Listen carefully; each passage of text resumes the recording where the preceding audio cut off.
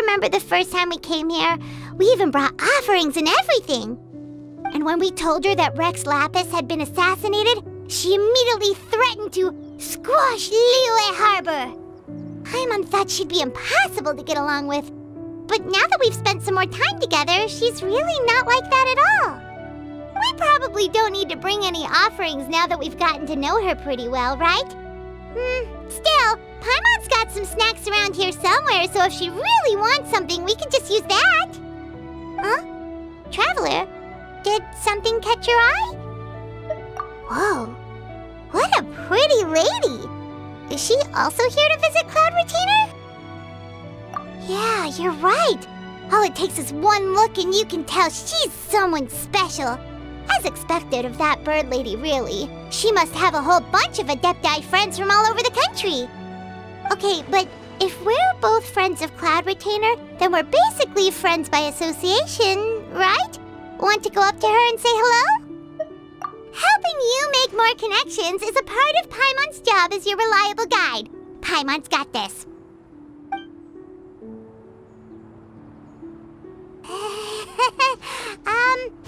Hello.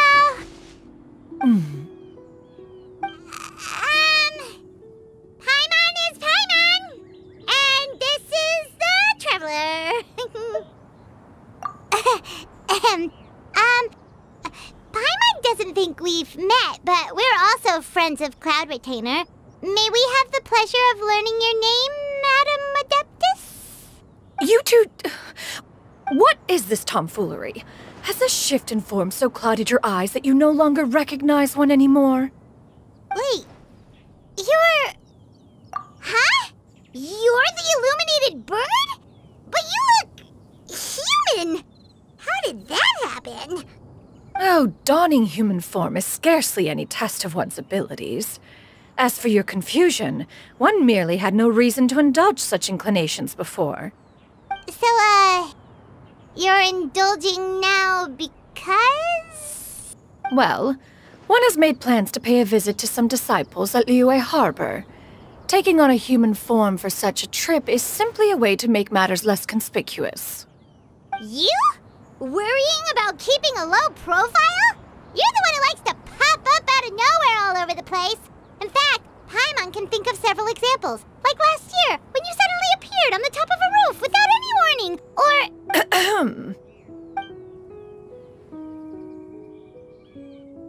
Hey, didn't we agree not to bring that up unless she asked? Oh? So you have taken care to follow the proper rules of etiquette after all. Most commendable.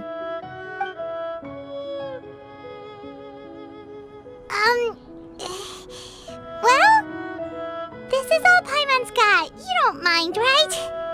One has never found oneself lacking in basic comforts. On the contrary, it is the gesture that one values above all else. So long as you've shown proper respect and consideration, the quantity or quality of the gift is but a trivial matter. That kinda makes Paimon feel a little guilty for trying to keep them for herself. Anyway, where were we before you reminded Paimon about the gifts? Ah, right. So by disciples, you must mean Ganyu and Shenhe.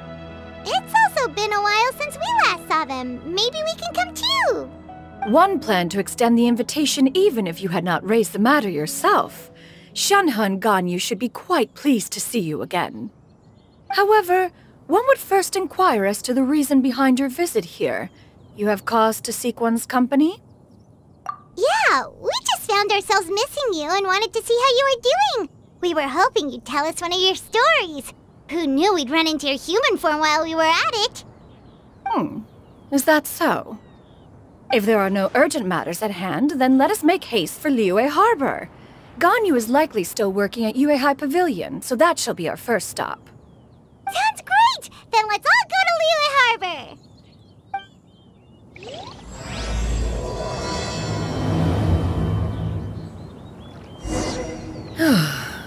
Ganyu has been quite busy with work as of late. One can count on one talon the number of times she returns to Mount Outsong each year. Shenhe has also secured employment recently. In her correspondence with me, she wrote that she shall have no need to return for the foreseeable future. Huh.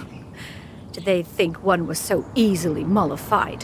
One shall investigate everything with one's own eyes and decide for oneself if their living conditions are satisfactory.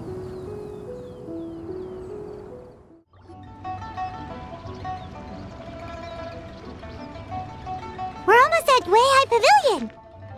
Hey, do you think Ganyu will be shocked to see Cloud Retainer like this? Guess we have no idea if Shenhe and Ganyu have ever seen her in this form before. Wait, where did she go?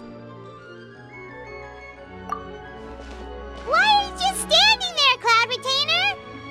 Quietly now. One shall stay here. You two can go and meet with her. But why? Isn't it better if we all go together? If one were to proudly proclaim one's presence, Ganyu would surely profess herself otherwise unoccupied and drop everything to attend to one's visit. One fears that would only result in her staying up all night to make up for lost time. One does not wish to trouble her. Conversing vicariously via you two shall suffice. Do remember to inquire as to her recent well-being. Again, do not mention one's presence here. Fair enough. Makes sense. All right then, we'll just pass on your regards and... Cloud Retainer? Oh, Oh, busted. Is that lady someone you know, Miss Ganyu? She is indeed. I'm sorry, Huixin, but could we delay the upcoming meeting for a little bit? I believe my schedule today is quite full. Although, perhaps I could move some work to later in the evening. Oh, not to worry, Miss Ganyu. I'll make the necessary arrangements right away. Thank you, Huixin.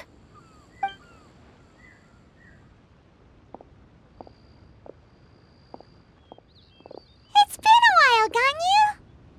Greetings. What brings you here today? And Cloud Retainer, too. It's been quite some time since I last saw you in this form.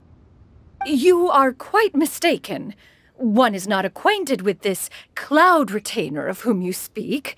One is simply a mere mortal passerby. Huh? Seems she's not buying it. That was but a simple test. One did not expect you to be able to recognize one so easily, especially after so many years of only seeing one's other form.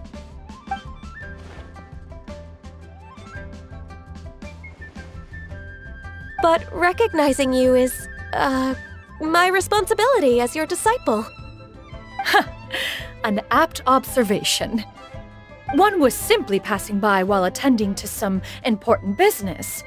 One thought it would only be fitting to pay you a visit while in the area.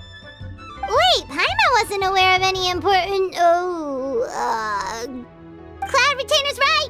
We've still got something super important to do, so we can't stay here for too long today. Oh, is that so? But it's been so long since we last saw each other. One simply desired to see you and had no intention of interrupting your work. A quick conversation should suffice for today. A more involved reunion should wait until you find yourself less occupied. I understand. That should be fine. While one acknowledges the amount of work that you have to deal with every day, one must also remind you to rest. Though Adepti blood flows through your veins, excessive exhaustion will still cause grave harm to your body. It still makes one nostalgic to see you as you are now, respected and independent. When you were young, you oft begged one to cuddle you to sleep when you suffered from nightmares. Cloud Retainer! Stop! If you insist. We are running short on time regardless, so one will refrain from going into each and every story. Why don't you continue your conversation? One shall simply stand by and listen. Wow, you've been to so many new places since the last time we spoke. If you ever need anything, please just come find me at High Pavilion. Also, forgive me for my presumptuousness, Cloud Retainer, But if you plan to continue appearing in this form, don't you think it'd be helpful to adopt a human name? A human name? Huh. You raise a valid point. Considering the sheer extent of one's renown, Cloud Retainer is surely too recognizable as a name. You really think so? Not that you're not famous or anything, but that famous? You presume to know the extent of one's illustrious achievements. One would hardly think such a thing to be possible. Nevertheless, Ganyu's advice cannot be ignored. From this point on, when in public occasions, be sure to refer to one as Xianyun. Xianyun? Ah, I assume that's a reference to the full record of Pristine Pavilion. An adeptus of years past would rise with the clouds and rest with the moon. They were enlightened and wise, free and unfettered. The writer referenced Master's name to describe her carefree and spontaneous nature. Oh, that sounds super cool! Paimon feels like only the most powerful of Adepti could rise with the clouds and rest with the moon. Actually, those lines were originally written to describe Cloud Retainer herself. Huh? Wait, so you're really that powerful? And what of it? Did you truly take one to be nothing more than a bird of bigger than average size? Not exactly.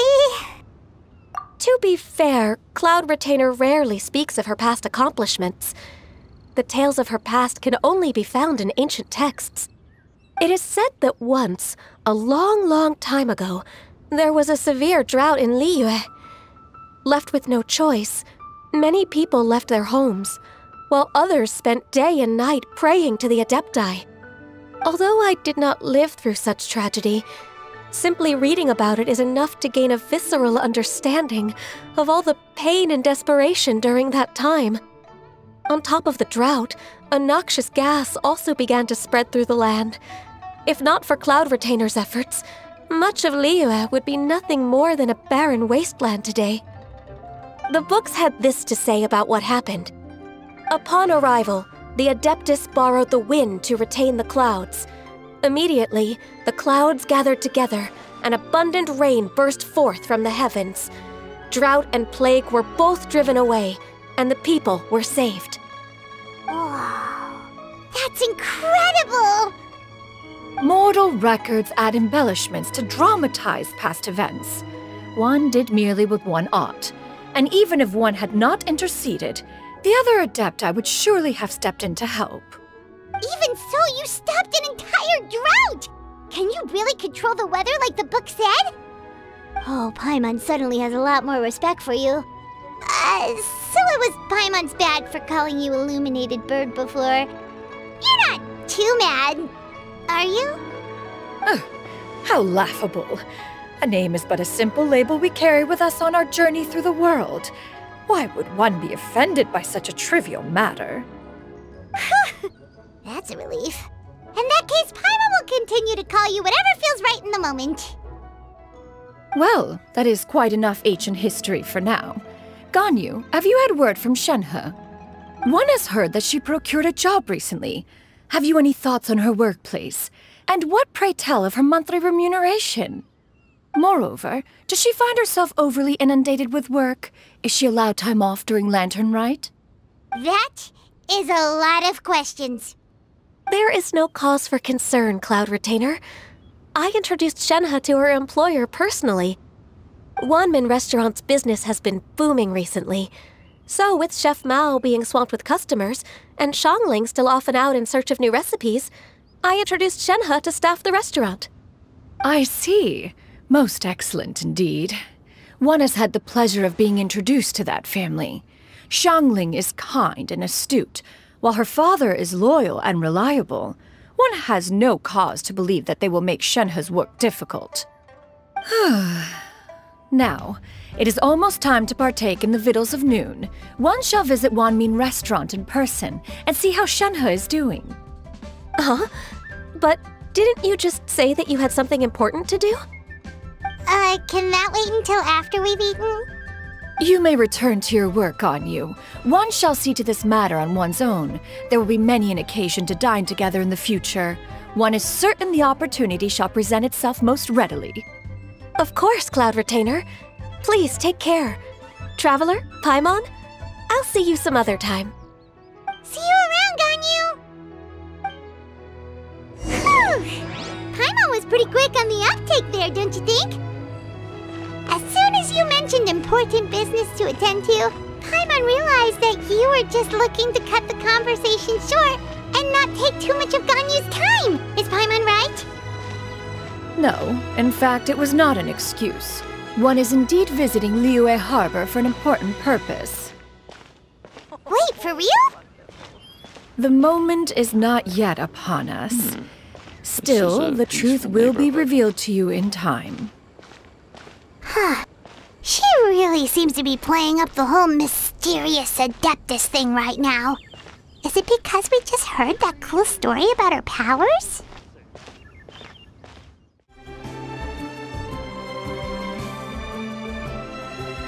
You get what I'm saying, right? Yeah, how can I not? Not even fine food is enough to distract from the presence of a fine lady, eh? Oh, I'm far more interested in getting her details than ordering any dishes. Hey, how about you ask her? You do it! No. I think you should. Wait, she's coming. What can I get for you today? Greetings, miss. I was just wondering if you'd be willing to... What would you like to order? 2 servings of Mora meat to go. Good chat. Bye.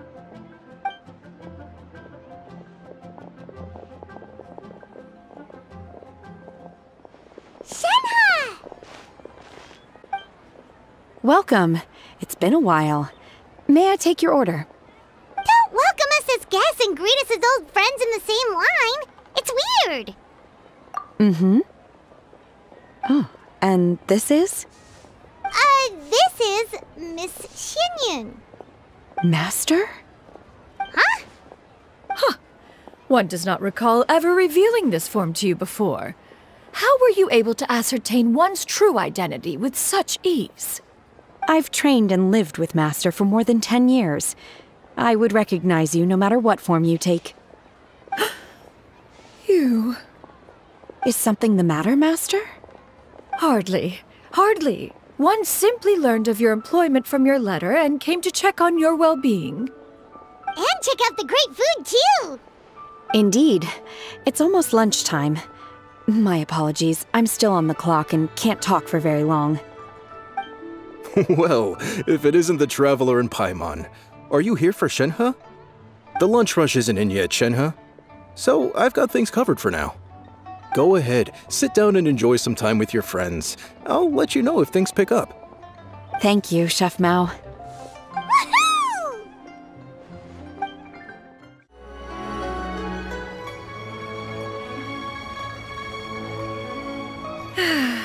It is just as one expected. The owner of Wanmin Restaurant is indeed a most reasonable and accommodating human. Still, the work here entails dealing with quite a varied group of people. Has this been difficult for you, Shenhe? It's been manageable so far. I sometimes run into strange people, but I have figured out a way to deal with them. Seems like you've been making progress. So by dealing with them, you mean... First, I try to talk sense into them. If that doesn't work, I threaten them with violence. At this point, they usually decide they are in favor of a civil conversation. How should Paimon put this? Oh, a sensible plan. One is gladdened to see you integrate so well into human society. And you, Master? How have you been? Simply marvelous. Though Mount Outsong has scarcely enjoyed your presence recently, one has hardly found the pleasure of one's own company to be lacking. I see. Just as expected of Master. I have missed Master quite a bit too. Even though work has been busy lately, I've already had a conversation with Chef Mao about taking some time off soon to visit Master. Oh, you did?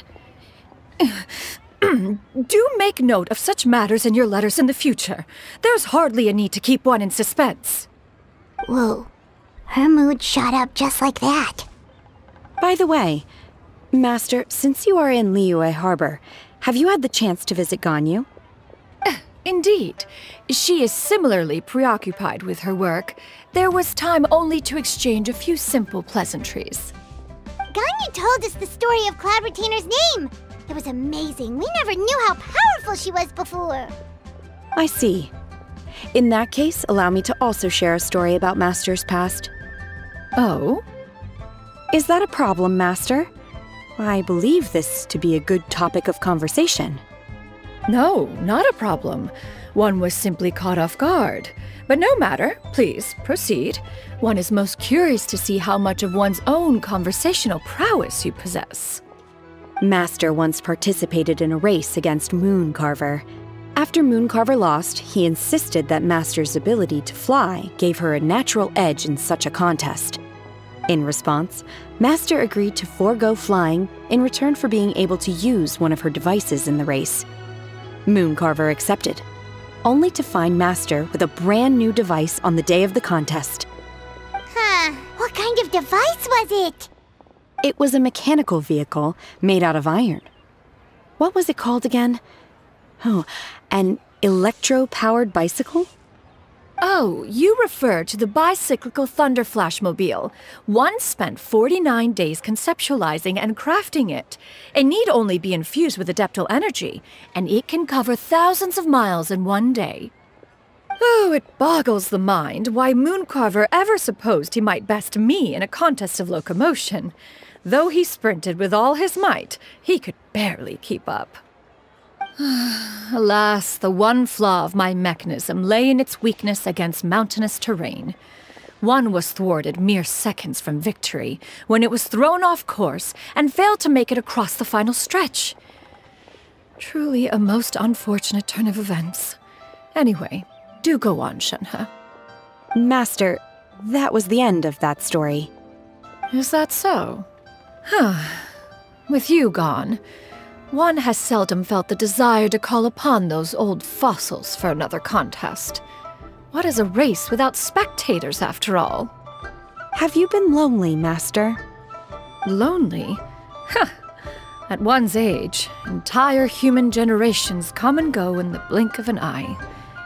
Even one's own self-directed musings can span several days and nights.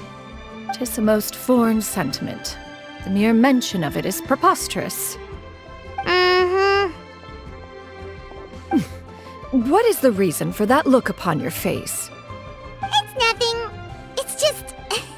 Well, Paimon gained a lot of respect for you after listening to that story of you summoning the rain and everything. But all it took was a few words out of your mouth and it's like you're back to being that illuminated bird again.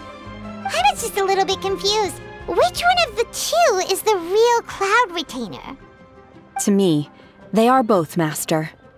One is the master that's widely revered by the people, while the other is the master that I respect and adore.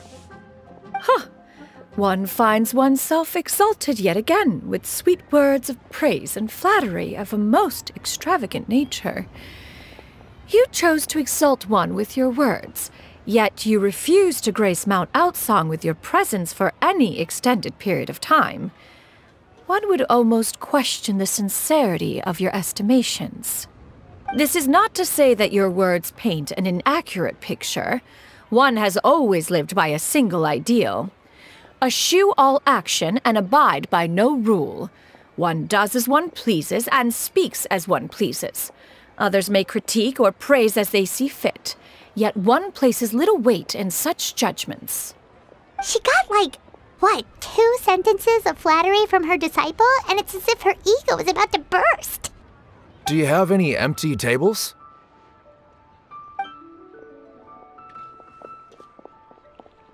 Hey there, could we get another fish stew? I'm hearing more guests come in. I should get back to work. All right, good luck with the lunchtime rush, Shenhe. I'll try my best.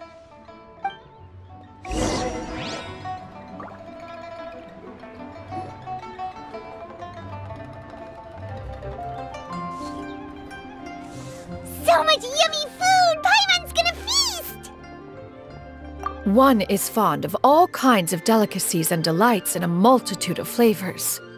The dishes here demonstrate no shortage of culinary skill. Their unique flavor profile has left one more than satisfied. In fact, one has been struck by quite the fit of inspiration. One has already begun to conceptualize the next generation of supreme cuisine machines. Everything's so tasty! A bit too hot at times, but still super tasty. I'm sorry, miss, but our tables are full. Shall we try somewhere else, Granny? But it smells so delightful. Can we really not eat here? My poor legs can't go on for much longer. Well, you could always check with some of the other guests and see if anyone's happy to share a table. Okay, I'll ask around.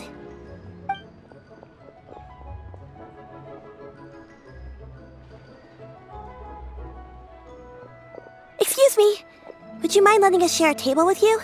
There are no empty tables left, so...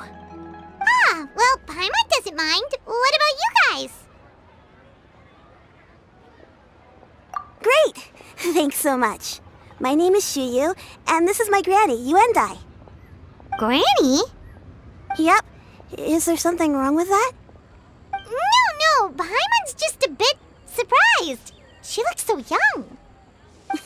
Yeah, a lot of people compliment Granny on her youthful looks, but she's actually much older than she appears.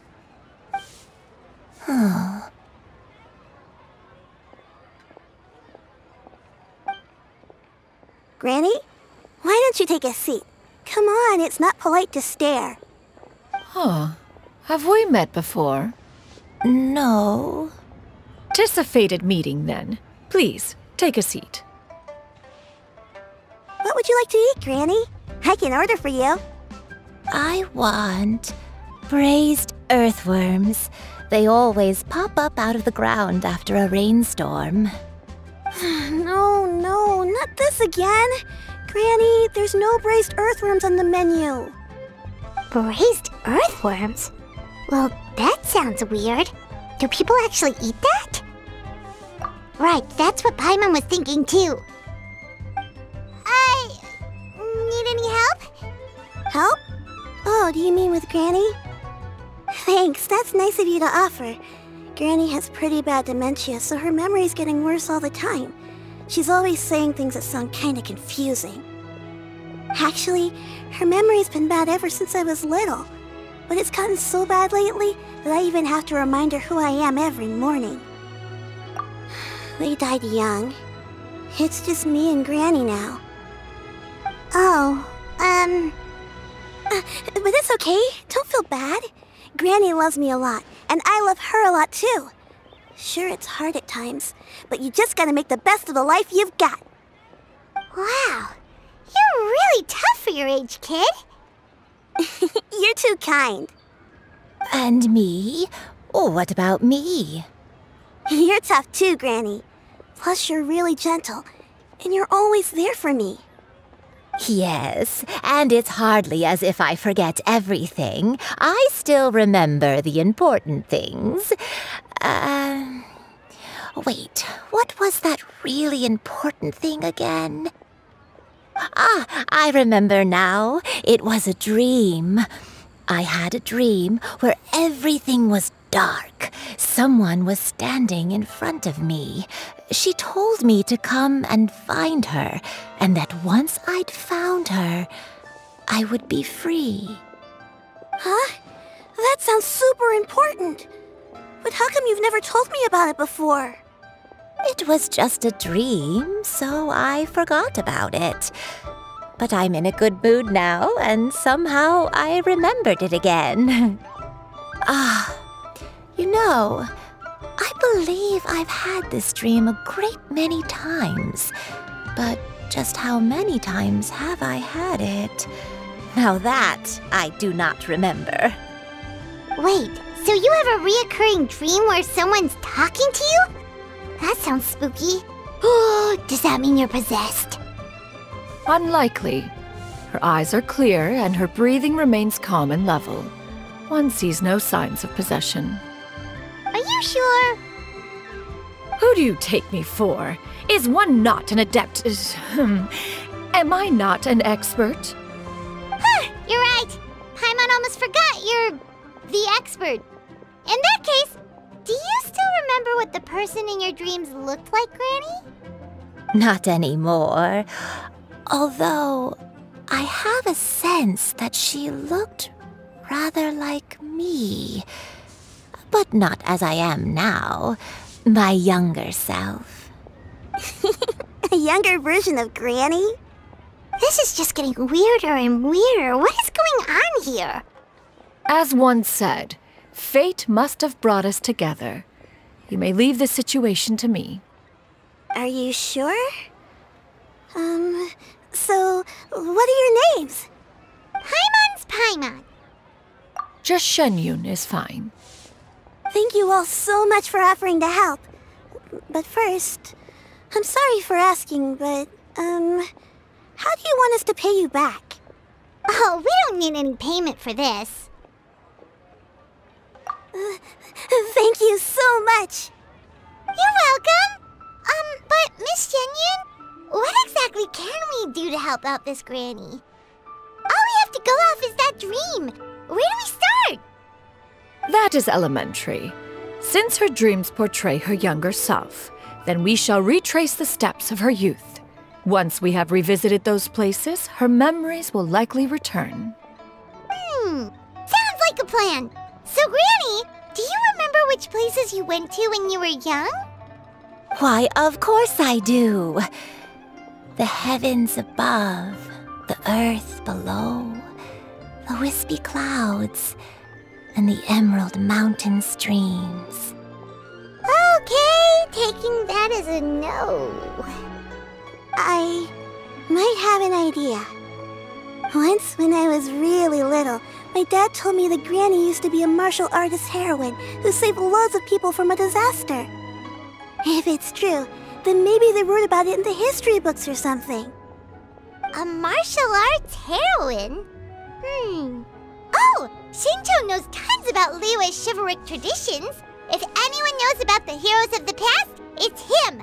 Let's go find him at the Xianyun Commerce Guild. Are you leaving already? But I'm still hungry. I'll go order some food, Granny. If there's nothing on the menu you especially want, I'll just get a few different things. It seems we must part ways for now. The Traveler and Paimon are bound for the Xianyun Commerce Guild, while Yuendai and Shuyu shall remain here and partake of their lunch. As for myself, I have matters to discuss with Streetward Rambler. Streetward Rambler? Oh, you mean Madame Ping! Precisely. Let us meet at Yujing Terrace once you are ready.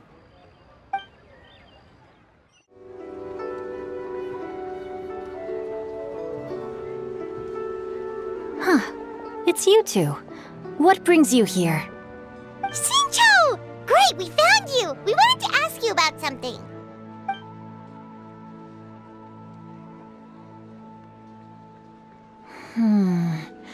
That's not a whole lot of information to go off of. I don't know if I can say for sure. I can't pinpoint her identity from your description alone, but considering her age, I am reminded of a nameless heroine who's been featured in various chivalric novels. Nameless heroine? That's right. The novels often speak of a great drought from 50 years ago. As the people suffered, a nameless heroine appeared and began to clear away evil spirits and bandit camps. The people idolized her, but never learned her name. All they knew was that she always acted alone. Later, though, she supposedly fell in love with a similarly noble-minded exorcist from Mount Tianheng. They were well matched in more ways than one, often fighting together as a fearsome duo of otherworldly strength. After the drought ended, the heroine and the exorcist left the public eye and began living a reclusive life in the mountains. All that remained were tales of her incredible accomplishments. The way this nameless heroine faded from fame into obscurity later in life is not too dissimilar from Miss Yuendai. I hope that's somewhat helpful. Thanks a lot, Shincho. We knew it'd be worth talking to you. It's nothing at all. Just something I came across while reading. I did do a bit of extra research on her story, but it was just out of personal curiosity.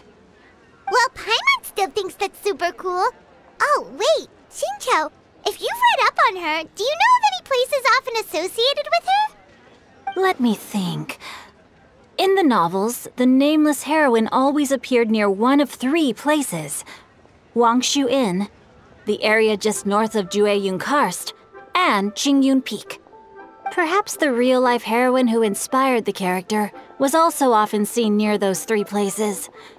That would explain why those locations appear in the various novels written about her. You're welcome. To be honest, I found some parts of the story confusing when I first came across it.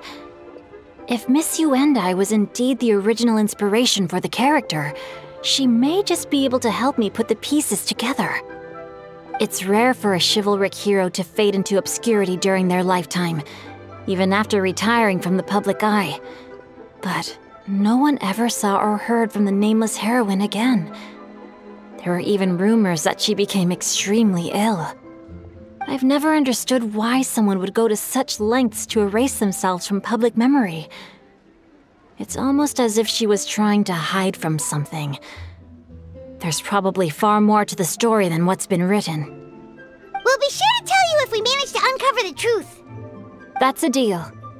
Perhaps, behind the truth of it all, there lies a story more fantastical than any work of fiction. Paimon feels like we just learned so much from Xingqiu. A drought, a nameless heroine, a life of seclusion. Wait, why does the story sound super familiar? Oh, right! There's a drought in this story, too! Xingqiu, are droughts super common in Liyue or something? Well, they used to be. But people have long since developed methods to prevent them, like by cultivating the soil or digging canals. So while droughts do happen from time to time, they are rarely regarded as true disasters. The drought 50 years ago is probably one of the worst we've had in the last several centuries. The crops withered, the streams ran dry, and the monsters in the mountains became rabid and agitated. Countless caravans were attacked, and people who lost their homes came together to form bandit groups. What started as a natural disaster soon became a human tragedy as well. That sounds awful.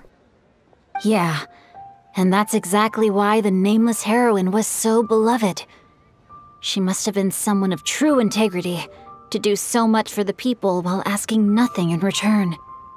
Still, as terrible as that drought was, it was nothing compared to the truly calamitous disasters that befell this land in ancient times. They say that back in those days, disasters were both more severe and more common. Only the strongest of Adepti could hope to dispel the ruin and devastation. Do you have any other questions? We're good for now. We're just going to head back and meet up with Miss Xianyun and the others again.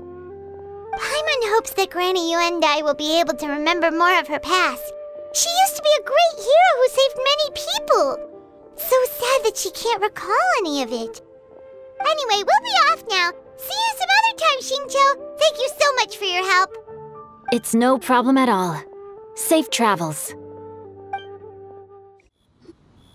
I have recorded the tune that you requested. I hope it will be of help to you. Oh, thank you.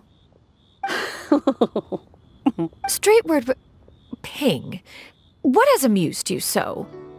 Oh, it's no serious matter. I was just reminiscing about the last time I saw you in this form. Time has wrought such change in this world, and yet you appear just the same as ever. Time has little bearing on one's existence, nor has one keenly felt its effects whilst dwelling at Mount Outsong. Nevertheless, Ping, one would like to seek your counsel on a personal matter. Oh, why so formal all of a sudden? I must say, you're making me a little nervous. What is it? Well, the inquiry is as such. Approximately how much more would one need to afford a comfortable life in the harbor, not unlike the one that you yourself lead? It does not require as much as you may think. Still, do you mean that... Cloud Retainer, Madam Ping! What are you two talking about? Nothing save for some trivial matters. Have you unearthed any useful details? Shinto has a theory, but let's save it for when Chuyu and Miss Yundai have joined up with us again.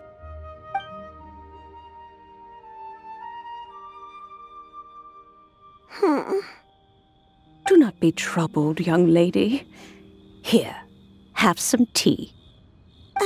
Thank you so much. What do you think, Chuyu? Does it match up with what you know of your granny? According to the story, the nameless heroine eventually fell in love with an exorcist from Mount Tianheng. Maybe that's my grandpa.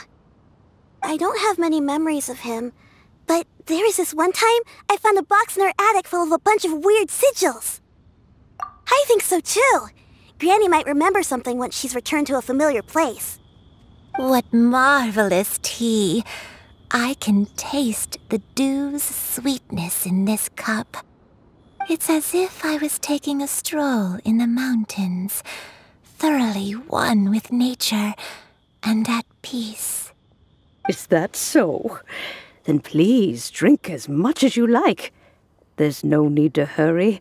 At our age, it's always nice to slow down and take the time to appreciate pleasant conversation among friends. Thank you. Okay, since we have the time, can I ask you something? Sure thing. What would you like to know? I have a secret I want to tell you. Let's go talk over there.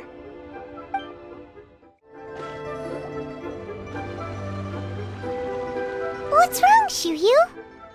Well, I've been kind of meaning to ask ever since we started talking in the restaurant, but are you guys all adepti in disguise? Oh! About that. Well, you guys just seem super special. Plus, I think I might have heard Miss Xianyun call herself an adeptus. Oh, must have been a slip of the tongue. Xianyun, since you were the one who, misspoke, maybe you can explain to Chuyu here what you really meant by that. One is indeed an adeptus. Is that of some concern to you? Huh? I knew it. Well, one time when I was a little kid, I saw a pure white illuminated crane. I had this super high fever, and Granny wasn't around. I was feeling all icky and gross. But then this snowy white crane flew down from the sky. She put me on her back and flew me to her cool Adeptus house and fed me some sort of magic potion.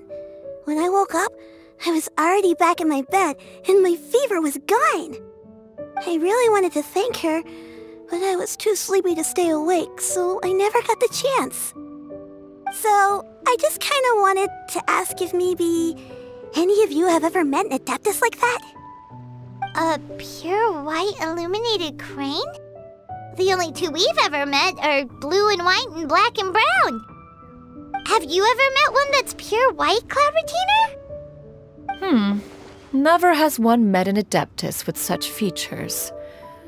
One surmises such a description is but a hyperbolic embellishment that oft results from narrative accounts. That's weird. Was it really just a dream then? Well, even if it was just in my head, it doesn't matter that much anyway. All I really want is to help Granny recover her memories. I'm really grateful for all your help. Leave it to us! Now that we know the 3 locations, we just need to visit them one by one. Let's go to Wangshu Inn first. Okay, I'll go get Granny.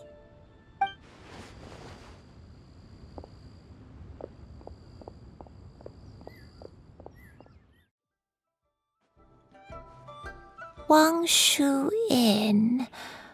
Wangshu Inn. Do you remember this place, Granny? Yes. The fish here is very delicious, and if you look out into the distance, you can always spot a bird that's been left behind by its flock. I believe I used to have a room here. It had a window. Yes, I spent a lot of time looking out that window. Which room was it again? Let me look. I'll come with.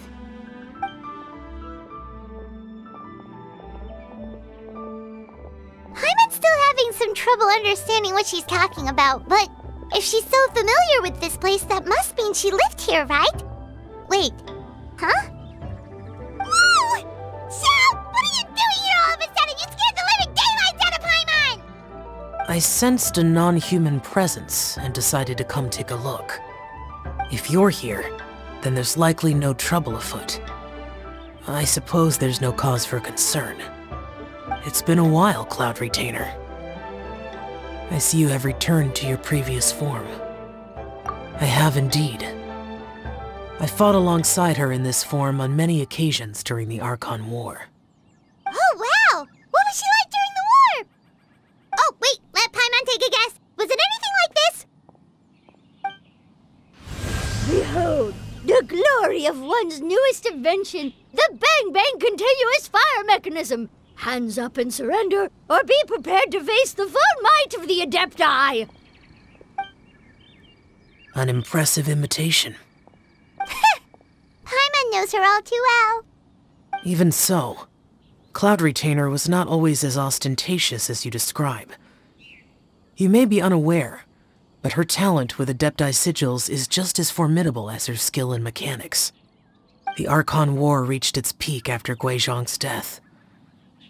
The Cloud Retainer who fought beside me in those devastating battles was taciturn and solemn, only speaking when she had to activate her sigils. A Cloud Retainer who barely talks? Paimon can't picture it. But what happened after that? If you were so powerful in your human form, why did you decide to take up your bird form again? Once one had bid farewell to the world of mortals, what use would one still have for such a shape? When dwelling between mountain and forest, away from the struggles and troubles of the mortal world, a mortal form is hardly the most fitting of choices. After the war, Cloud Retainer retired to Mount Outsong, only revealing herself to the occasional visitor, and always in her avian form. Although I do believe there was an occasion some 30-odd years ago, when she decided to don her human form. I believe it was for the purpose of... One believes there is little need to relive bygone matters.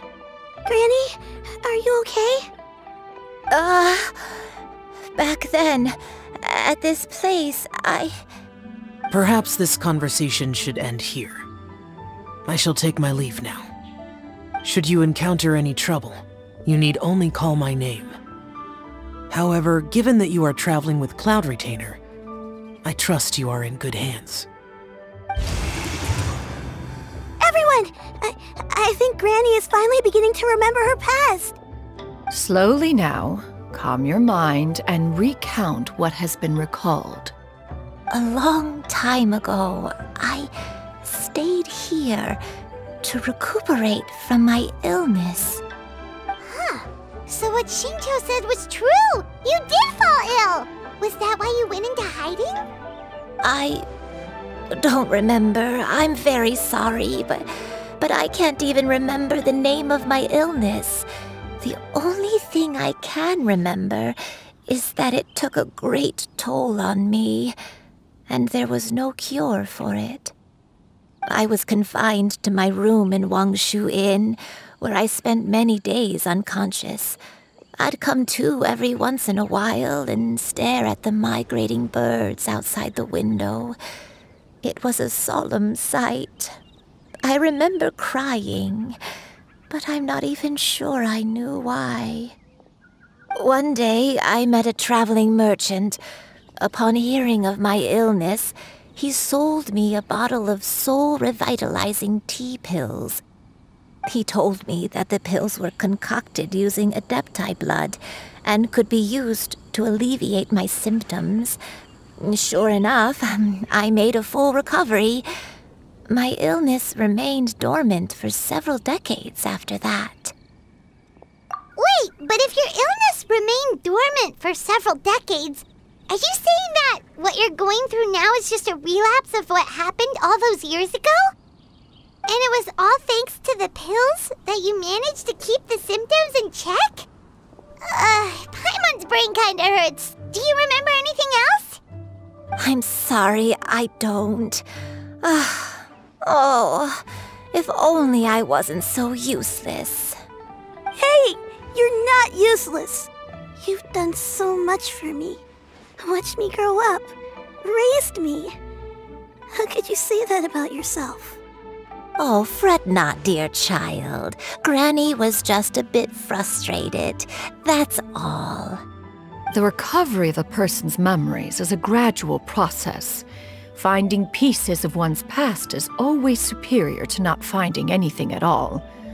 Let us make haste to the next location. Next location. Next location. Oh, why don't we go to the area north of Dwayunkars next? There isn't really a landmark there, so where should we start? Oh, Paimon's got it. Let's check out the houses in the area first. After all, if she was there for any length of time, then she would have stayed somewhere, right? Oh, Paimon's really got her thinking cap on today. At this rate, we'll recover all of Granny Wendai's memories in no time.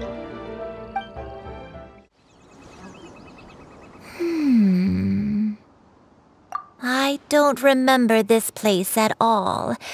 I don't think I've ever been here before. Still, I was thinking, this place feels perfect for a game of hide and seek. Huh? Why a game of hide and seek? I'm not sure. Maybe it's because I used to play that game a lot with Xianyun when she was younger. I don't remember playing it that much. Are you sure about that, Granny? We only played a few times, and we stopped once we realized I was no good at the whole seeking part. Ah, is that so? Then I must be mistaken. Not here then. Let's try somewhere else.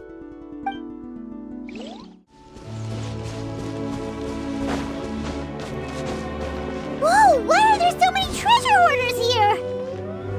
Guess it's time to round up some bad guys. Power that ended Xianyun! Access denied. Next on the agenda.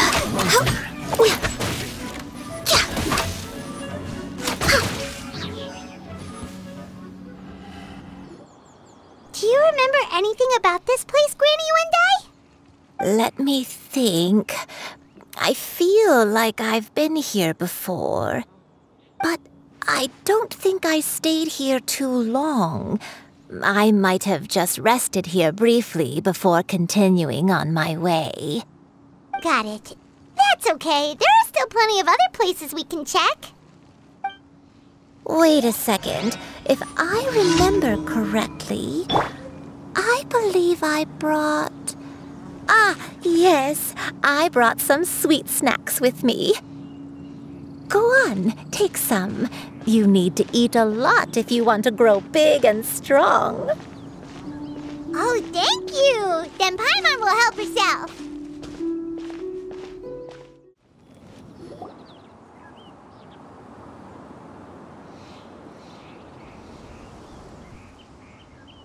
Paimon sees an abandoned house! Why don't we take a break over there? This place... it's...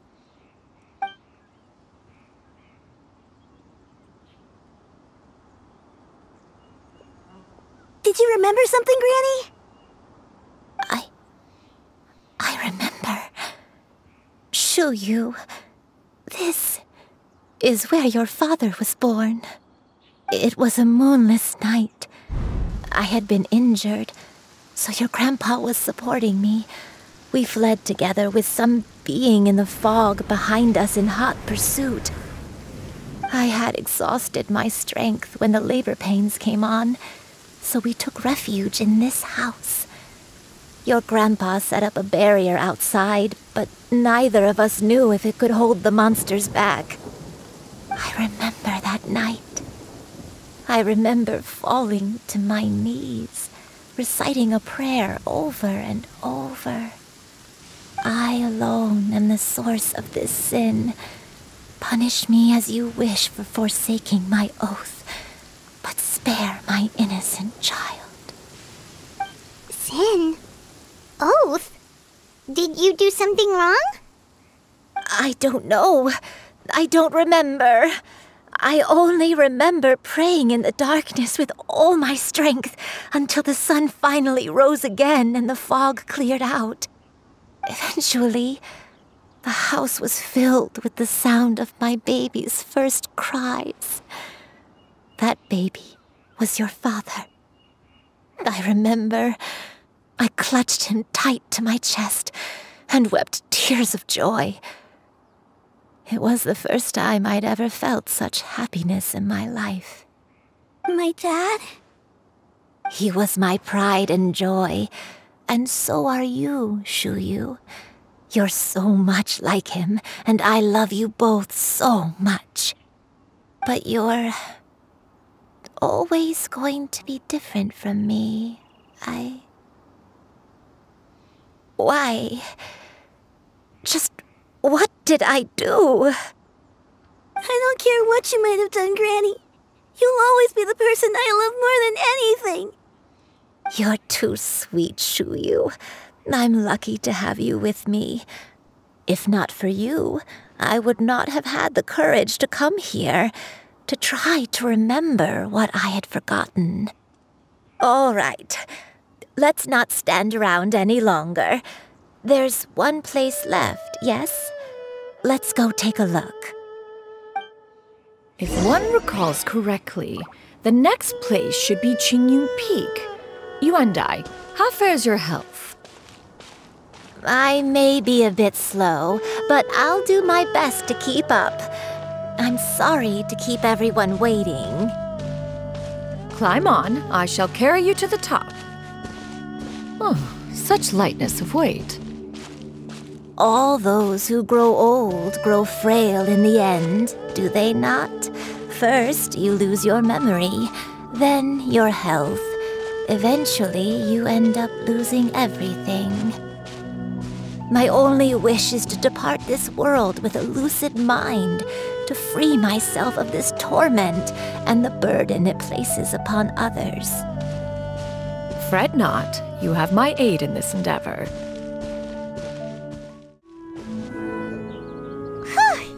We're finally here. Does this place feel familiar to you, Granny Yuandai? Let me see. How strange. Have I lived here before? When we were at Wangshu Inn and the abandoned house earlier, though I couldn't remember everything, I still felt a sense of familiarity. I could easily picture myself in those places. But here, I don't have that feeling. Perhaps I did come here in the past, but it just didn't leave a strong impression on me. But did the stories get it wrong then? Yeah, that's true. But they're also the only thing we have to go off of. Paimon was hoping this place would jog Granny Yuandai's memory just like the others. I'm sorry to disappoint you too. It's all right. We're not going to give up yet. We'll figure something else out. Just you wait. Thank you. If only I could remember. Huh? That way. What's that mountain? Oh, let Paimon look! Huh? Isn't that Mount Outsong? Looks like we've come full circle. Mount Outsong. Mount Outsong. Granny, are you okay? Don't push yourself, Granny. It's okay if you can't remember. You shouldn't do something that makes you sad. Mount Outsong, What am I really? Mount Outsong holds some familiarity to you? It does, but I can't go back.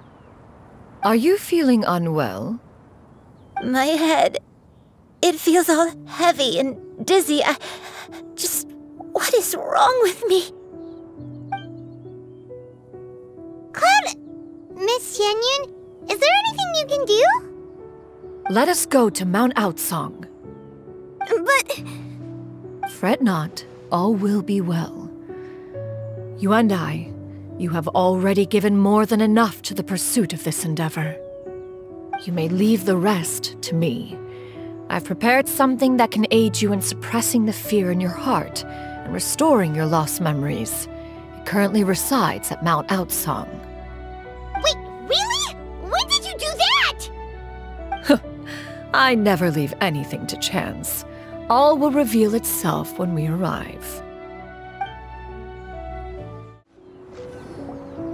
Come on, just tell Paimon already! What's this thing you've prepared?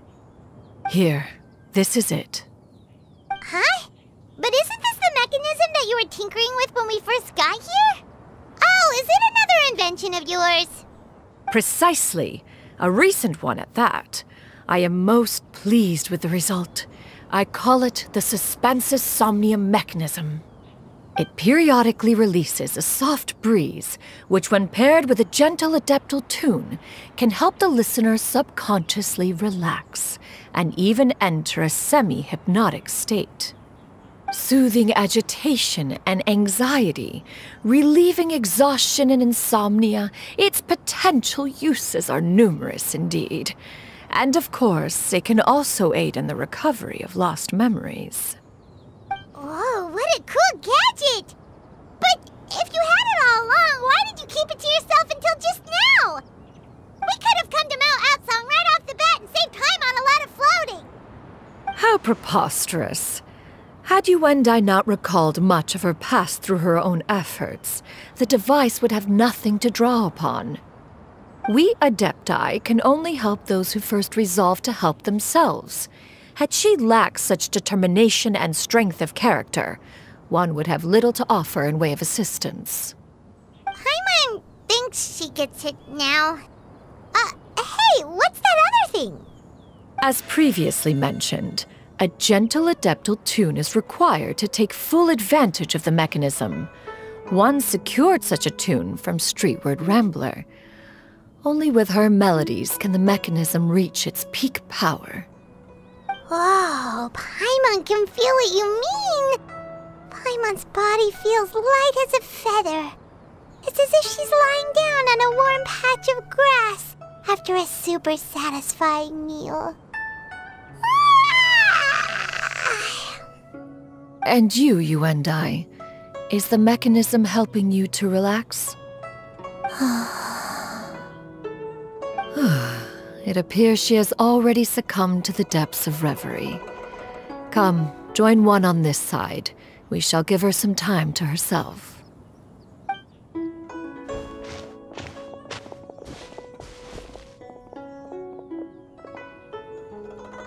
The drought is over. But why do you look like you want to cry? The potion. It's nearly run its course. I've never regretted meeting you. Not even for a second. Please. Please, no.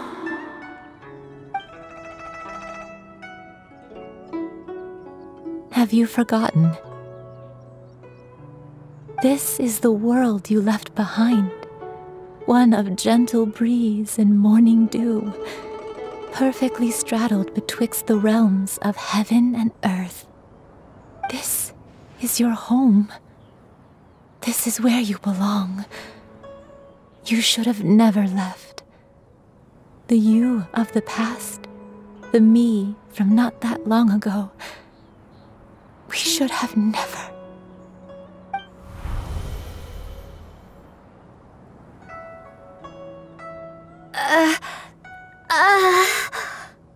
So that is the truth.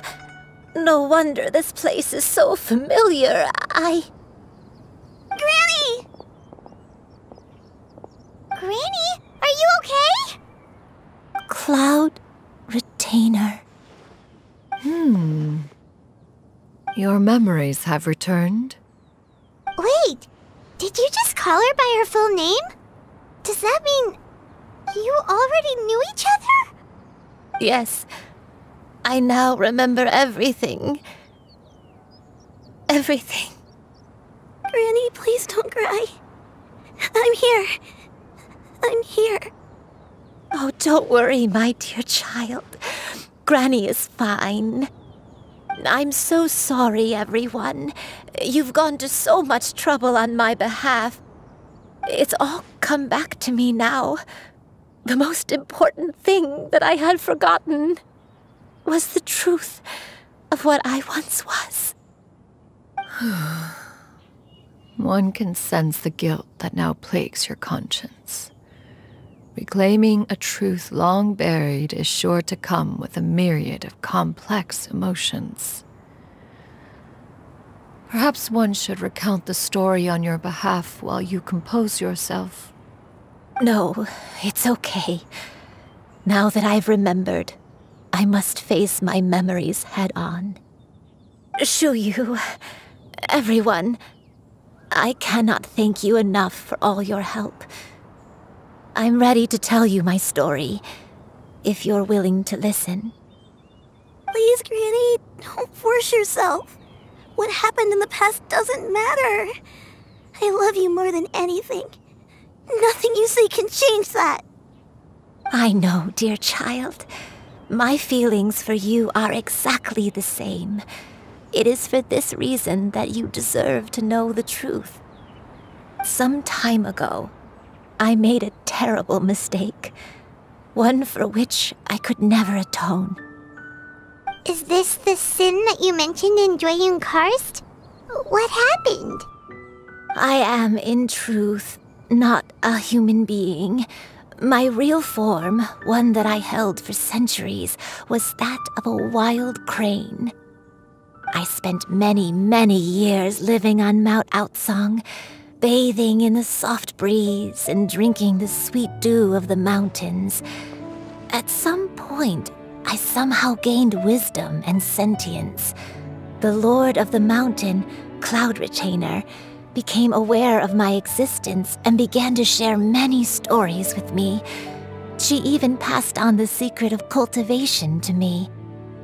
Though she never took me on as a formal disciple, I always saw her as my master. Whenever she took out her tools to work on mechanisms or new inventions, I would also stand next to her and watch. I even contemplated completing my training and becoming an adeptus in my own right.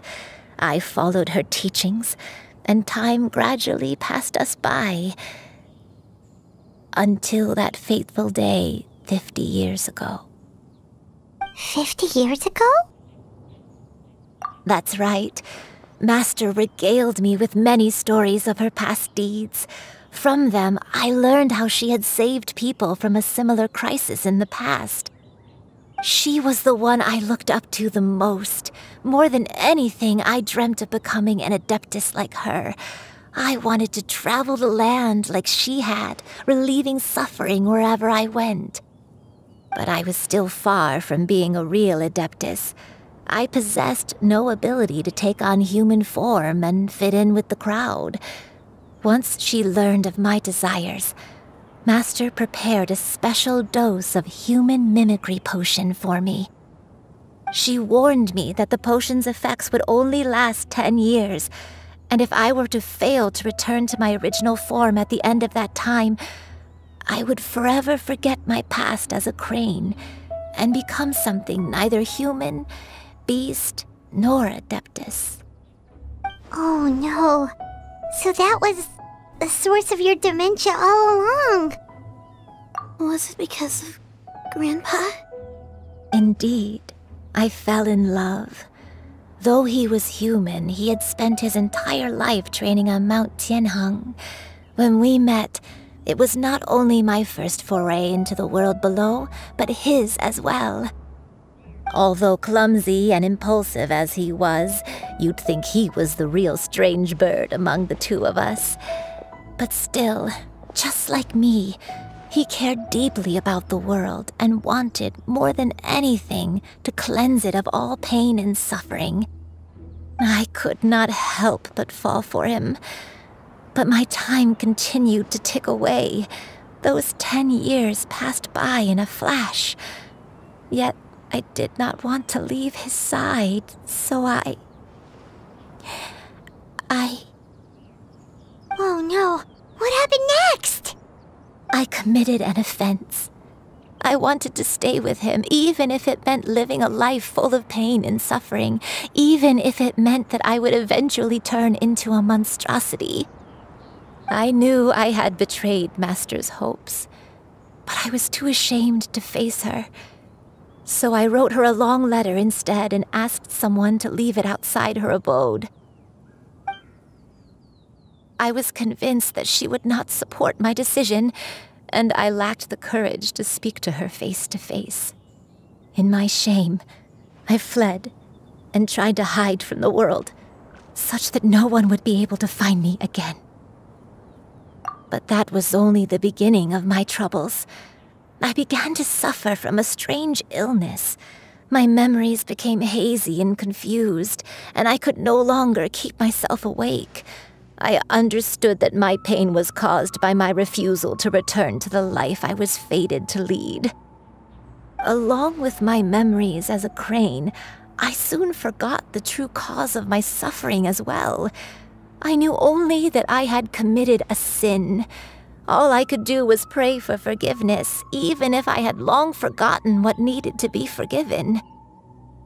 Looking back, I was beyond lucky to have come across that traveling merchant at Wangshu Inn. It was such a fortunate coincidence that we were there at the same time. If it weren't for those soul-revitalizing tea pills, I probably would have... Granny!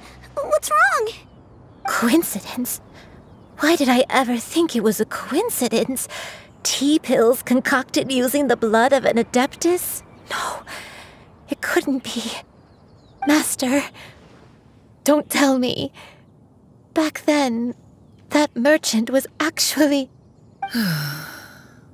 Human custom would dictate the conferral of gifts to be in order when one's progeny is wedded, would it not? Consider the pills a symbol of one's best wishes.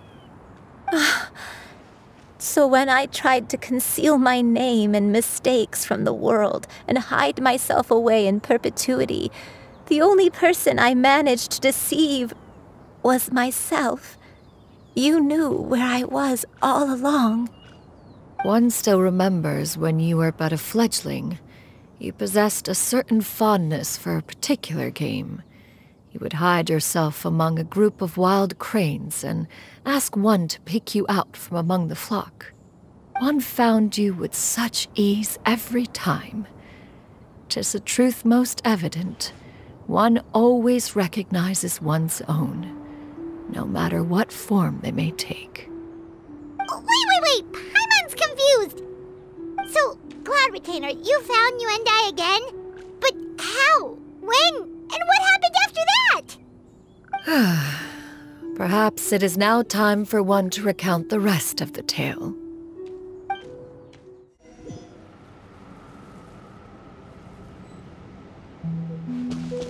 One was furious upon receiving your letter. Seized with anger, one set out to bring you to your senses.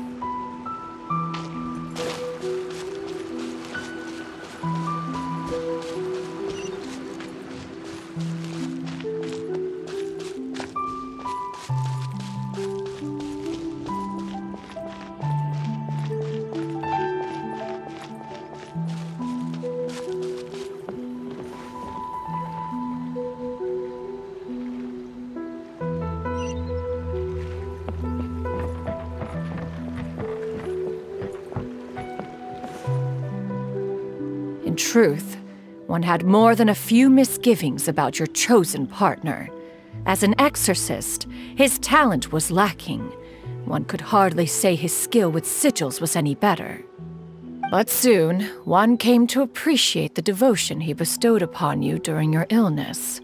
He never uttered a complaint and rarely left your side. Unwilling to begrudge someone of such character, one decided to overlook his aforementioned deficiencies. glaring though they may have been. Wishing to grant you a life without regrets, one gathered many divine ingredients and used one's own blood to create a form of medicine. Though imperfect, it managed to suppress the more dire effects of your illness.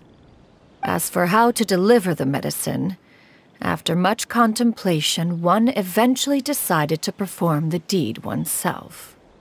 One took great care to alter one's features and select the appropriate attire. Only after meticulous scrutiny did one finally set out for Wangshu Inn.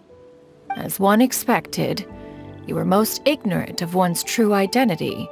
You showed not even the slightest inkling of recognition. One was quite torn. Should one have celebrated the success of one's disguise, or mourn the loss of your acquaintance?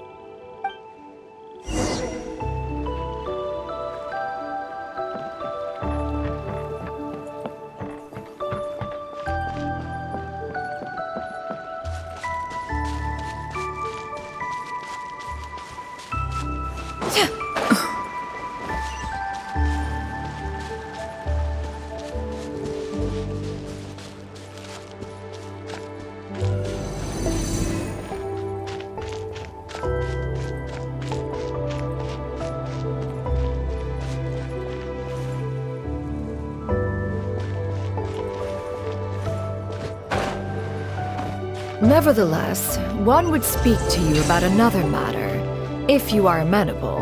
Even considering your loss of memory, one was simply flabbergasted that you could so easily forget the consequences of consuming medicine infused with adeptal blood.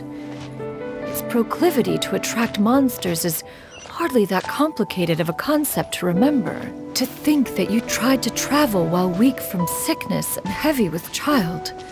Had one not intervened to clear the fog, all of you would have been lost during the night.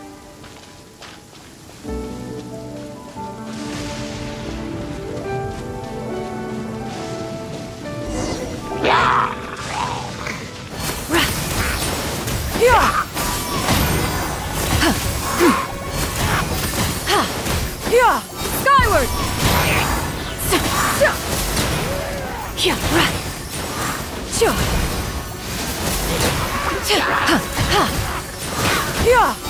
Scatter! Stray clouds converge!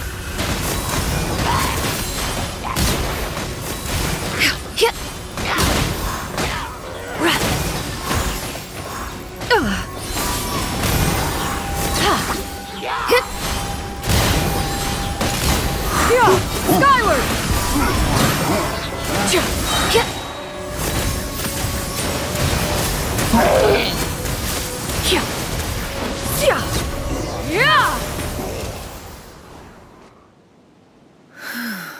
Those monsters would hardly have pursued you with such ferocity without sufficient incentive.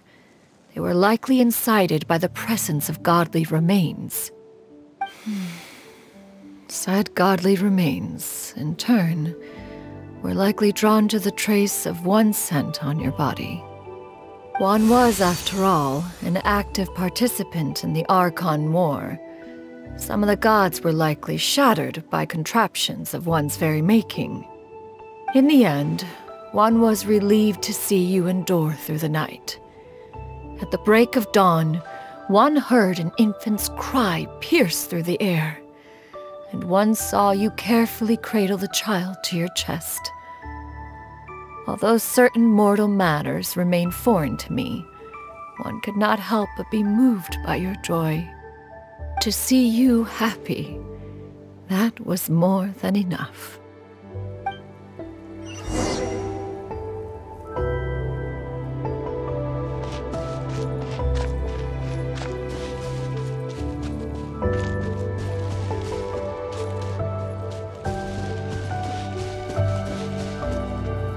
Now you should have a complete understanding of the events. Wait!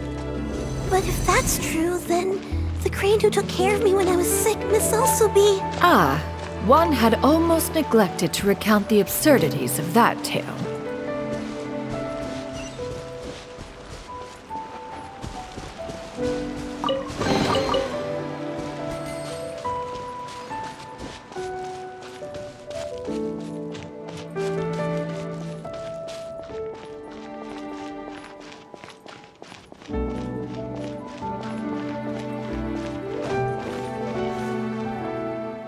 Just as you and I troubled one with her antics, so did you give one many a headache. Upon finding you burning with fever, one made plans to bring you back to one's abode for treatment. However, upon seeing one's form, you began to cry, refusing to get on one's back.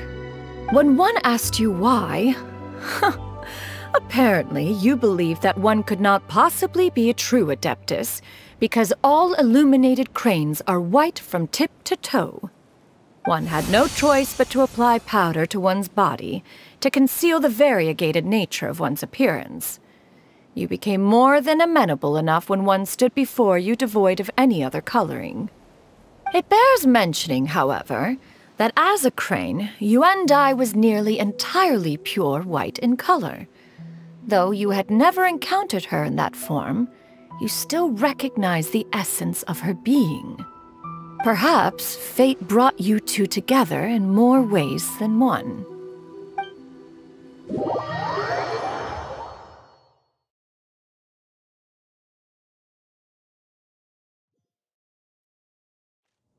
Now all has been revealed. One owes you an apology, Yuandai. One recognized you upon your very entrance into Wanmin Restaurant. One has always viewed you as a disciple of equal standing with Ganyu and Shenhe.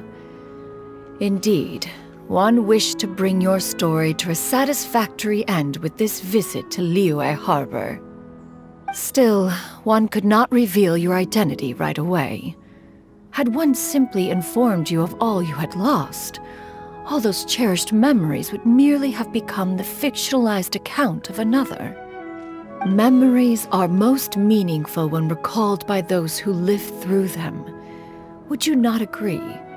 Even if the process was painful and arduous to experience. Have you any further inquiries? Master, I must ask. If you found me all those years ago, why did you leave me be, even though you knew about my mistake? Why did you not bring me back to Mount Outsong by force?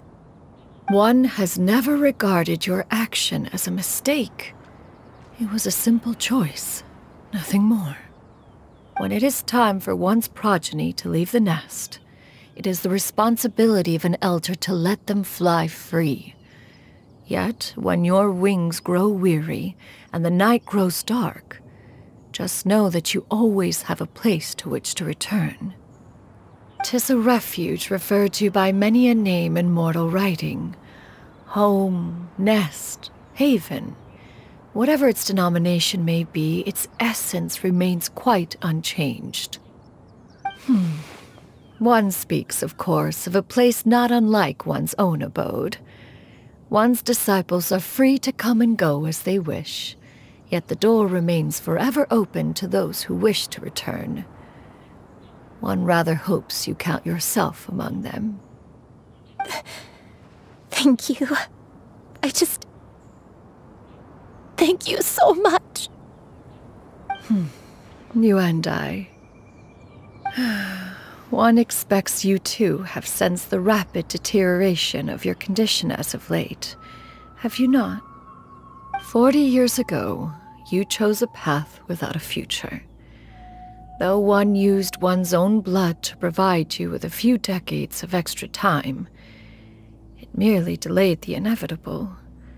One may have extended the path, yet one was unable to alter its final destination. Even the power of an Adeptus has its limits. Had your condition continued to deteriorate, you would have forgotten your life as a human entirely. In the end, you would have turned into a creature lacking in the ability to even comprehend its own monstrousness. Fortunately, you were able to avoid that scenario by reclaiming your memories. Though one sped the process along by providing some guidance, the result is entirely a reflection of your own effort. So, what's gonna happen to Granny? One will help her reclaim her original form as a wild crane.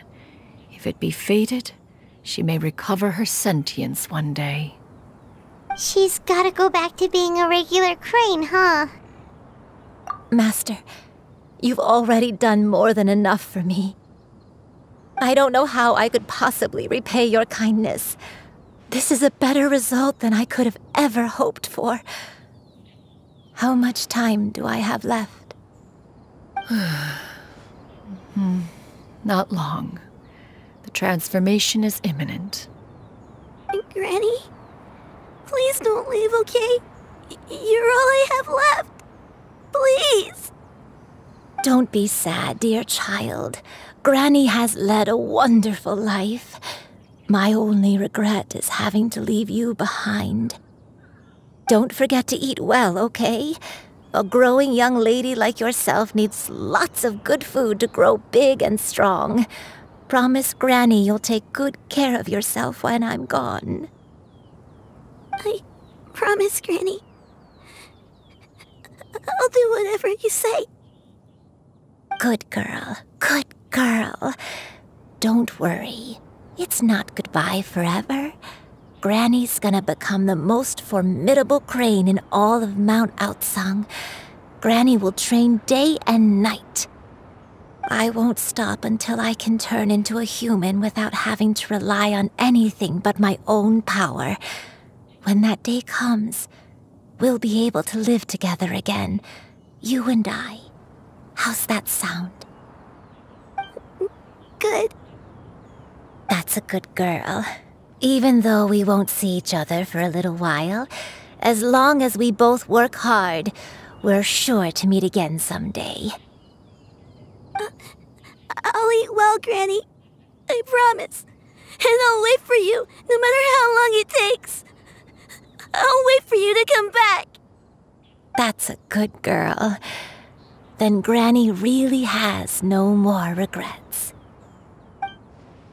I'm so sorry, Master. Thank you for everything.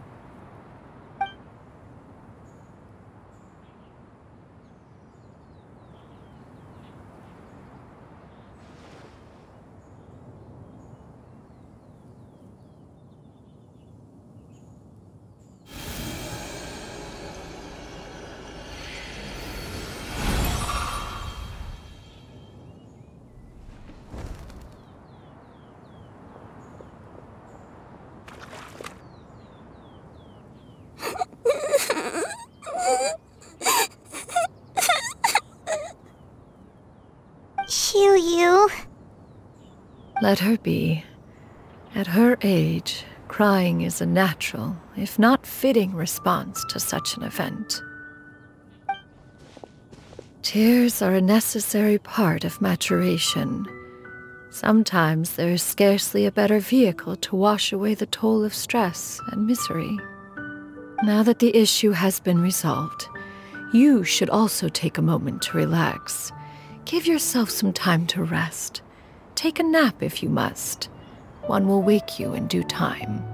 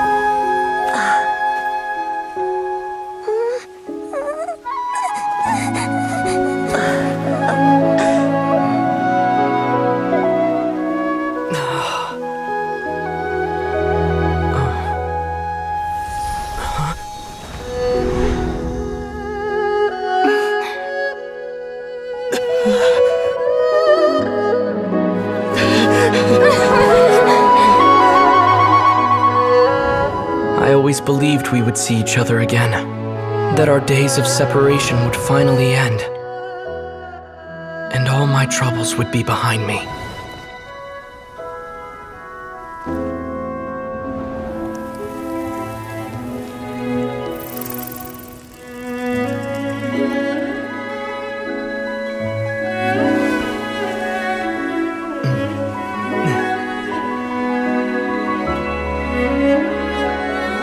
If only things could stay this way forever.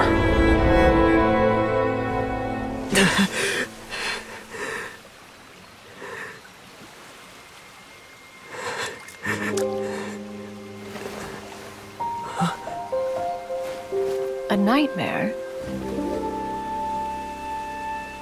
Curious.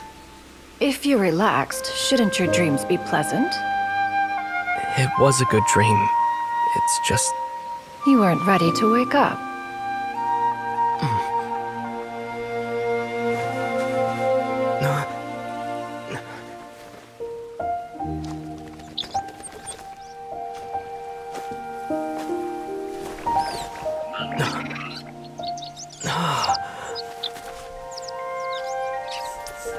Eloquent as one may be, words of comfort are not one's strong suit. You are doing all you can. One can see your strength of will, your fearlessness in the face of danger. And so, whatever your dream may be, one believes that you shall achieve it. Of course, whenever the perils you face overwhelm you, or you become weary, one is always here for you.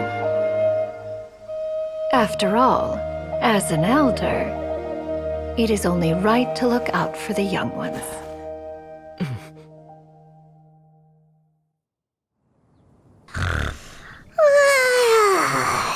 Grilled chicken drumsticks. Huh?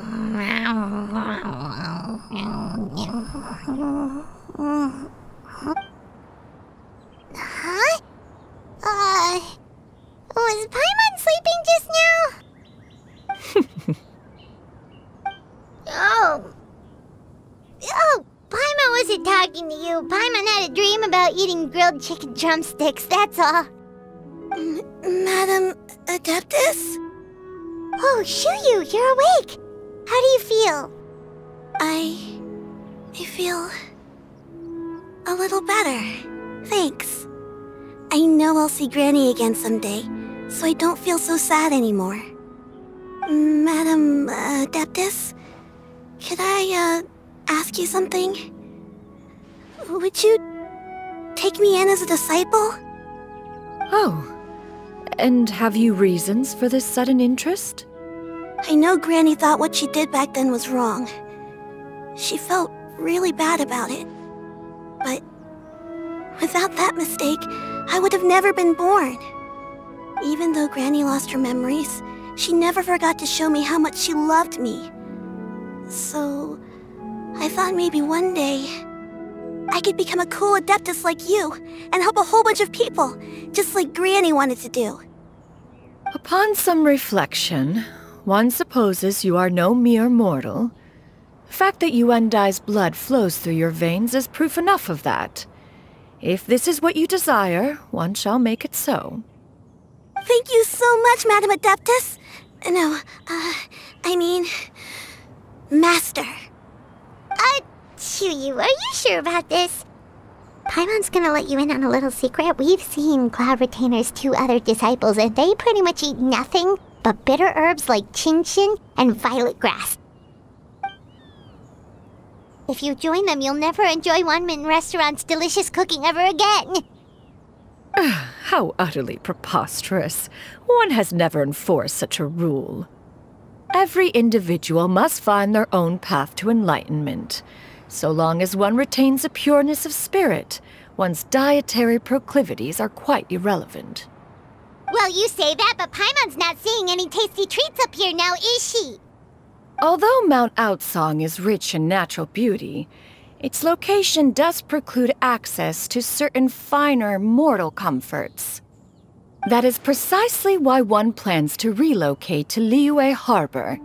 Xianyun shall have the honor of becoming one's first disciple in the human world. Whoa! You're leaving Mount Outsang? One has never concerned oneself with the location of one's residence.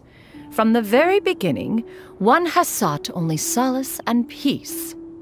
Yet in the end, all of one's disciples ended up in Liyue Harbor. Ganyu, Shenhe, Yuandai, they all chose a life among the mortal world. One has reflected on this fact for many years now. One can only assume that it is due to some failing on one's part as an elder or master. A failing, perhaps, of recognizing what it was they truly wanted. One is most curious as to what aspect of Liyue Harbor could have enticed them to remain there. One could hardly offer an opinion on the matter, but perhaps some time in the harbor will prove instructive. Why are you all so silent? Paimon is, just a bit shocked, that's all. So, does this mean we can grab a meal together in Liyue Harbor sometime? One has precious little time to squander. However, if one finds oneself otherwise unoccupied, one would not be opposed to the idea. One will be assuming the identity of a human while residing in Liyue Harbor. You should take care to avoid disclosing one's true identity. Don't worry, we'll help you keep it a secret. So, when can we expect to start seeing you in the city? Perhaps in 2 days' time. One has some matters to see to before one's departure. Preparation is the key to success, after all. One plans to put up various items from one's collection for sale. The earnings should provide for a comfortable living in Liyue Harbor. One has already picked out a handsome property near Chuhu Rock. 'Tis no small purchase, but what is mortal life if not one expense after another? Seems like you've really thought of everything. Then how about we meet up in Liyue Harbor in 2 days? A sensible plan. See you then. Oh, also, why don't you take this suspensus somnium mechanism as a souvenir? Anytime you should feel ill at ease in the future, you may try quieting your mind and sitting in meditation as you listen to its melodies. It might help you find a new perspective. Awesome! Thanks, Cloud Retainer! Your concerns are excessive and unfounded. This is but a simple collection of ordinary valuables. Such intense scrutiny is hardly necessary. To be quite honest, your insistence on that fact is my primary cause for concern. In what way are any of these ordinary? Every single item here could be worth more than everything I own combined. I simply can't risk shelling out that kind of mora without proper scrutiny. If I'm wrong, I would never be able to earn it back, not even if I worked every single day for the rest of my life. I have to be careful. Yes, you can never be too careful. We're here, Cloud. Miss Xianyun, what are you guys arguing about? Ah, perfect timing. This ignoramus is questioning the authenticity of my wares. I'll have you know, these items have remained untouched in my personal collection for several hundred years. To question their legitimacy is pure folly. Several hundred years? Indeed. They're family heirlooms, you see, passed down over many generations, as families are wont to do. Yep, they've definitely been around a while. We can vouch for her on that one. Hear that? Had I not found myself in need of mora, I would scarcely have had the heart to part with them. Indeed, you should consider it an honor to even have the opportunity to behold them with your own eyes. Doubt their authenticity any further, and I may just decide to take them to another buyer. Whoa, please don't go! I apologize for any insult, miss. You see, I know full well that I lack the knowledge to judge the true worth of these items. If you could wait but a moment, I've hired an expert to appraise them for me. He should be here shortly. An expert, you say? Very well. I will wait for a little while longer, then. Traveler, Paimon, This is my new residence. If you have cause to seek my company in the future, this is where you can find me. Master! Oh, it's you two again. Hello. Xianyun! You got a new outfit! It looks great on you. Mm-hmm. Master made it for me. I like it too. Huh? You know how to make clothes? Do I know how to make clothes? With the support of the proper mechanism, sewing is hardly a challenge. Master, I brought in most of my stuff. There's a few boxes left, but they're kind of heavy, so I just left them outside. Fret not. I shall help you move them into your room. Actually, I should probably sort through my stuff a bit first. Everything's kind of messy right now, so maybe you could, not look yet, Master? Yeah, that'd be great. It appears my young apprentice has her own fair share of secrets. No matter. Do what you must, child. Now, this expert you mentioned, when can we expect their arrival? Soon. Ah, there he is! Here, allow me to make some introductions. This is Mr. Zhongli, a well-respected consultant at Wangshang Funeral Parlor and an expert in all manner of valuables and antiques. Mr. Zhongli, this is Miss Xianyun. She's the one who's looking to sell the collection of valuables I mentioned earlier.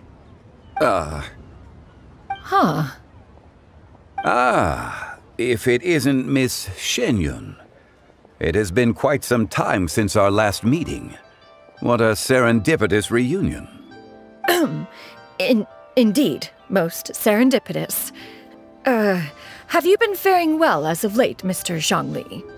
Quite well, thank you. I was fortunate enough over the past few days to enjoy both a stroll in the mountains and a fresh brew of tea from the most recent harvest. The experiences left me with such insight and peace. Huh. So you two are already acquainted? Indeed. How fortunate we are that fate has brought us together again. If you are otherwise unaware, allow me to inform you that Miss Xianyun is a well-regarded collector and appraiser. She is well-versed in all fields, and oft-celebrated for her impeccable taste. You stand to gain much from this opportunity. You are too kind, Mr. Zhongli. True collectors pride themselves on their wealth of knowledge and eye for detail. I can say without a doubt that you are foremost in that regard. Why, you flatter me, Miss Xianyun. It would seem that you are as self-effacing as ever. Not at all, Mr. Zhongli. Not at all. While I am loath to butt into this conversation, I must ask, you two already knew each other, and you seem to have quite a cordial relationship. Can I be certain that you're not working together to swindle me? I mean, you never know. A preposterous accusation. The heavens themselves would collapse before we would conspire to do such a thing. Miss Xianyun speaks the truth. Contracts are built on honesty and trust. If that proves to be beyond your capabilities in this instance, this transaction may be taken elsewhere. Say no more. Let us depart. I jest. What fool would still harbor doubts after Mr. Zhongli himself has vouched for the goods? Miss Xianyun, wait!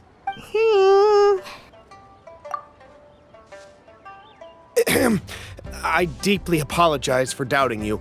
So, Mr. Zhongli, could you please give me a final verdict on the value of these items? There is no cause for concern. They are indeed rare and precious valuables. Take this mechanism, for instance. Though one may not immediately perceive its purpose, its structure and appearance are exquisite enough to merit it a place in any fine home. The same can be said for this one here. Few could hope to possess an item that so perfectly blends mechanical wonder with geometric grace. I am sure you have heard from your travels that the study of mechanisms is among the most wondrous arts in this world. With that in mind, I earnestly recommend procuring every last item in this collection. All right. Since I hired you as my consultant, Mr. Zhongli, I shall, of course, trust your good opinion. Then in that case, Miss Xianyun, I'll take the lot. However, since the final sum is quite large, how about we start with an initial deposit through the Northland Bank? The Northland Bank? Huh. Oh, you refer to the fiduciary house. Oh, very well. I fear people only use the term bank nowadays. In that case, I'll be off for now. I'll return to collect the goods once you've received the funds.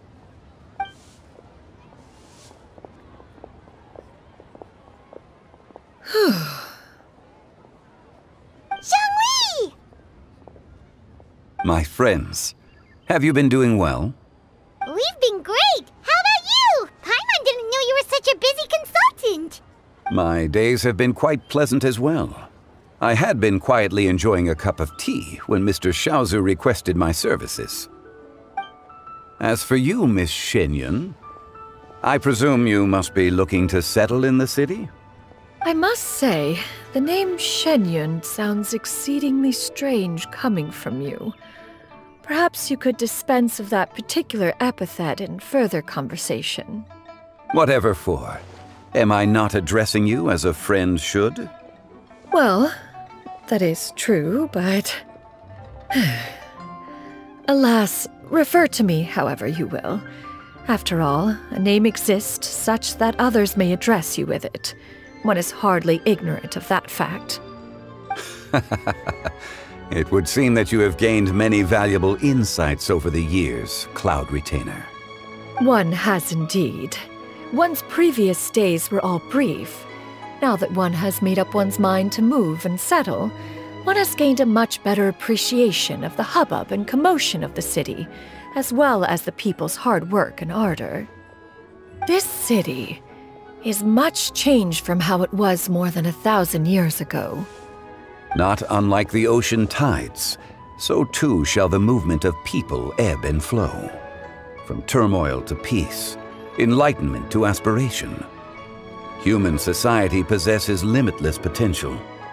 In another 1,000 years, the scene we witness here may change in ways that are impossible for either of us to imagine. Alright, that's enough reflection for one day. No need to get all sentimental on us. You make a valid point, Paimon. Now that the sale has concluded, what say one plays the host as we try some specialty dishes together? One must profess great interest in trying bamboo shoot soup. Perhaps you have forgotten, Cloud Retainer, but I once tried my hand at that dish. You were at the table on that occasion, so logic dictates that you should have already tried it. Oh? What occasion was this? It was a reunion between friends several centuries ago. Alas, you must have been too preoccupied to secure yourself a portion. Or perhaps our other companions simply availed themselves of faster reflexes on that occasion. Huh! Hardly. 'Twas most certainly out of consideration for the others in attendance. In but a moment, one will show you what it means to have a true deftness of hand. It is settled then. Bamboo shoot soup, mora meat, crab roe tofu, triple-layered consommé. We shall enjoy the lot. One has already passed word to Shenhe and Ganyu to make a reservation. It is prime time for them to meet one's newest disciple. Is that agreeable to everyone? It should be a most splendid occasion. Shu Yu, come now, it is time to dine. Ah, this gentleman over here is Mr. Zhongli. He is, A humble employee of Wangsheng Funeral Parlor. Pleased to make your acquaintance. Nice to meet you too, Mr. Zhongli. That should be everyone, right? Let's go! Sounds good! Actually, Master, have you ever tried Adeptus' temptation? I heard it's impossible to stop eating after even just one bite. You know, 'cause it's super tempting and stuff. Is that true? That sounds rather implausible. Although with the right preparation, certain dishes can be too delicious to resist.